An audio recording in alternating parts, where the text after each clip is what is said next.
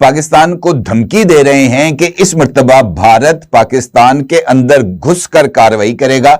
भारतीय मीडिया ने पाकिस्तान के हवाले से बहुत बड़ा क्लेम किया है और ना सिर्फ लाइन ऑफ कंट्रोल, भारतीय आर्मी चीफ ने पाकिस्तान के खिलाफ जंग के लिए एनवायरनमेंट शेप कर दिया है। 20 मिनट के ऑपरेशन सिंदूर में पाकिस्तान का क्या हाल हुआ था, जब ये वार लंबा होगा तब पाकिस्तान का क्या हाल होगा। ये बहुत बड़ा बयान है, क्योंकि जैसा मैंने बोला, पाकिस्तानी जनरल्स कुछ ना कुछ बोलते रहते हैं, इंडिया के जनरल्स कभी कुछ नहीं बोलते। आपने नहीं सुना होगा, they don't talk about it.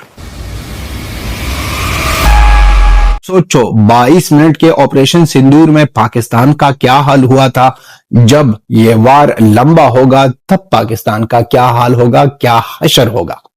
जी हाँ दोस्तों, हिंदुस्तान के आर्मी चीफ और इसी तरह लेफ्टिनेंट जनरल मनोज सर की तरफ से स्टेटमेंट आई है। दोनों पर बात करेंगे, लेकिन उससे पहले हमारा रिक्वेस्ट है कि चैनल को सब्सक्राइब, वीडियो को लाइक एंड शेयर करें।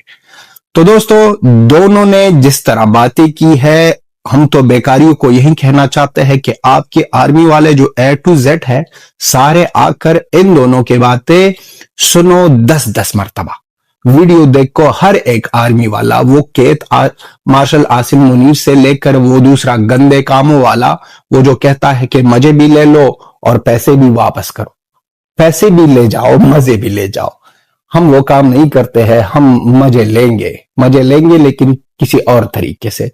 उसको तो 50 मरतबा देखना होगा कि एक आर्मी वाला बंदा किस तरह की बात करता है, एक आर्मी वाला बंदा किस तरह लैंग्वेज यूज करता है।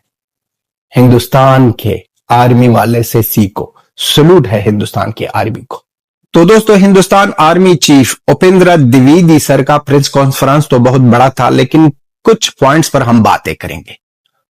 एक पॉइंट यह है कि उसने कहा कि जम्मू कश्मीर जो पाकिस्तान पुरक्यू की तरफ से ड्रोन आ रहे थे, उसको हमने वार्निंग दी है कि ये क्या हो रहा है और जो आप कर रहे हो वो रॉन्ग है।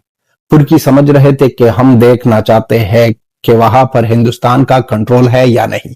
हिंदुस्तान का कंट्रोल हमेशा होता है और सारे हिंदुस्तान पर है और आप पर भी है। आप पर इसलिए कहते हैं कि उपेंद्र सर ने कह दिया कि पाकिस्तान में अभी भी 8 टेरर कैंप्स है और जब टाइम आएगा उनको भी हम तस-नस करेंगे, जिस तरह पहले ही किया था। हिंदुस्तान ने हमेशा सबूत दिया है, सैटेलाइट्स के इमेजेस दिखाए हैं। ऑपरेशन सिंदूर के दौरान 22 मिनट के खेल में जिस तरह पाकिस्तान के बेसिस को उड़ाया, वो तो लाजवाब, बेमिसाल और कमाल था।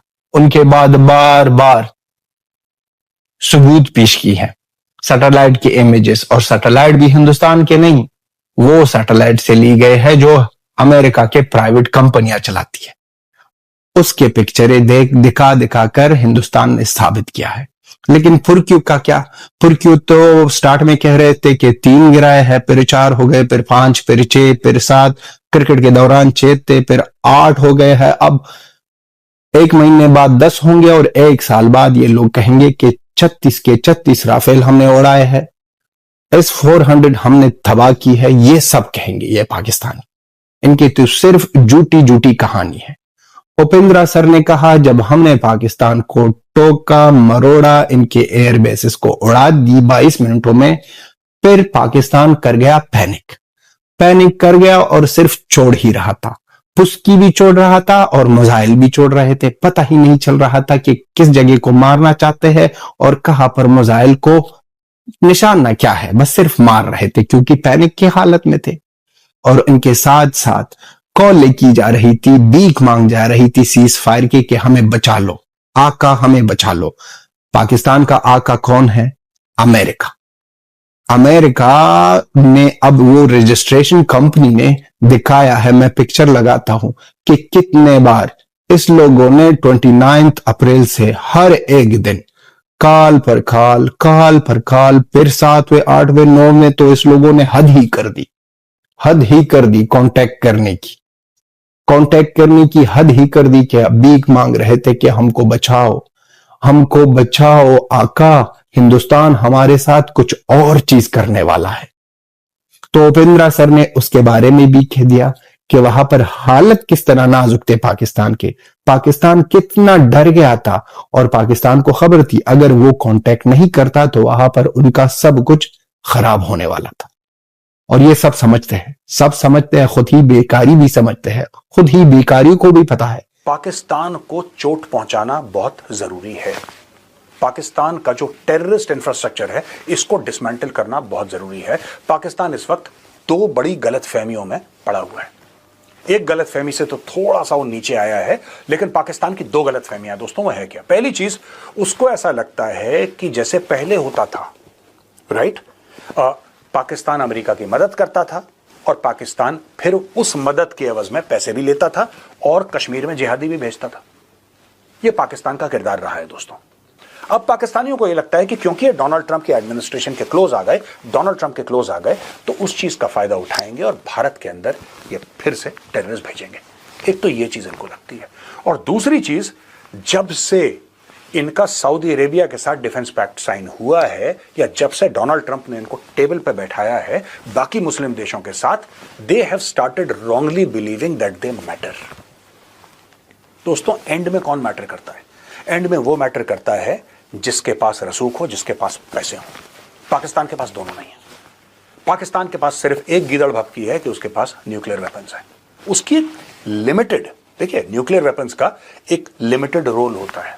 दे are a deterrent, they are not to be used, right. वो डेटरेंट को भारत ने ऑपरेशन सिंदूर में फुस कर दिया, क्योंकि पाकिस्तान ये कहता था अगर तुमने बॉर्डर पार करा तो हम ऐसा कर देंगे जी, वैसा कर देंगे। वो तो खत्म हो गया मामला। पंजाब में जाके आपने हिट कर दिया, वो भी खत्म हो गया। इंटरनेशनल बॉर्डर आपने क्रॉस कर दिया, वो भी खत्म हो गया।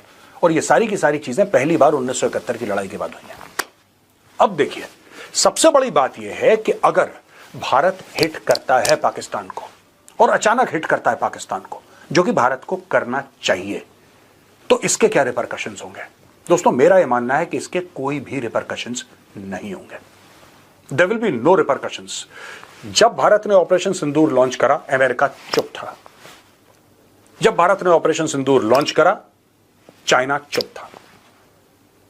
डोनाल्ड ट्रंप को यह दिक्कत नहीं है कि भारत जाके पाकिस्तान को तोड़ दे, उसके 4 टुकड़े कर दे। यह डोनाल्ड ट्रंप की दिक्कत नहीं है, उसको कोई प्रॉब्लम नहीं है।